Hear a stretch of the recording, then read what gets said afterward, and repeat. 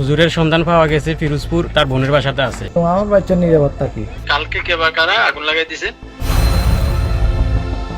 শিক্ষকের হাতে যদি বিশ্বাস ভাঙে তবে নিরাপত্তা থাকবে কোথায়?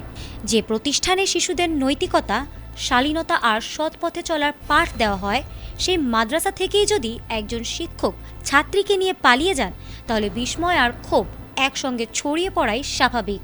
ঠিক এমনই এক চাঞ্চল্যকর ঘটনা ঘটে গেছে নোয়াখালীর সুবর্ণচর উপজেলায়।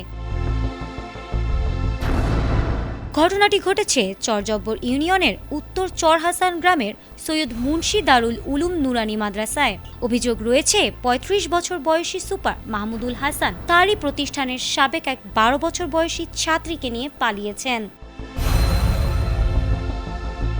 গত ৮ জানুয়ারি হঠাৎ করে ওই ছাত্রী নিখোঁজ হওয়ার পরে জানা গেছে মাদ্রাসার সুপার তাকে সঙ্গে নিয়ে পালিয়েছেন। বিষয়টি জানাজানি হতেই এলাকায় চরম উত্তেজনা ছড়িয়ে পড়ে। ক্ষুব্ধ অভিভাবকরা তখনই সুধারাম মডেল থানায় একটি জিডি করেন। জানা গেছে পুলিশ তৎপরতা চালিয়ে ১০ জানুয়ারি ছাত্রীকে উদ্ধার করে পরিবারের কাছে ফিরিয়ে দিয়েছে। তবে অভিযুক্ত সুপার মাহমুদুল তখনই আত্মগোপনে তার গ্রামের বাড়ি পিরোজপুর জেলায় চলে গেছেন।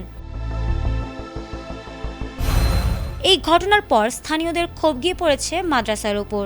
শিক্ষার্থীর পরিবার ও স্বজনরা মাদ্রাসায় তালা ঝুলিয়ে দিয়েছেন। ফলে প্রায় ১ সপ্তাহ ধরে সেখানে পাঠদান বন্ধ ছিল। উত্তেজনার সেই আগুনই যেন রূপ নিয়েছে বাস্তব আগুনে।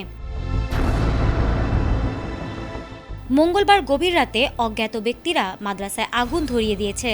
খবর পেয়ে পুলিশ ও ফায়ার সার্ভিস দ্রুত ঘটনাস্থলে পৌঁছে আগুন নিয়ন্ত্রণে আনেন। সৌভাগ্যক্রমে তখন সেখানে কোনো শিক্ষার্থী না থাকায় হতাহতের ঘটনা ঘটেনি। চরজব্বর থানার ভারপ্রাপ্ত কর্মকর্তা মোহাম্মদ লুৎফুর রহমান জানিয়েছেন, ঘটনার তদন্ত চলছে এবং মামলার প্রস্তুতি প্রক্রিয়াধীন। সকালে ঘটনাস্থল পরিদর্শন করেছেন সুবর্ণচর উপজেলার নির্বাহী কর্মকর্তা আকিব ওসমান। তিনি বলেছেন, উপজেলা প্রশাসনকে আগে এই বিষয়টি জানানো হয়নি, তবে ক্ষতিগ্রস্ত মাদ্রাসাটিকে সরকারিভাবে সহায়তা দেওয়া হবে। নীতির পাঠ দেওয়া প্রতিষ্ঠানে এমন ঘটনা স্থানীয়দের মনে শুধু ক্ষোভ নয়, গভীর প্রশ্নও রেখে গেছে।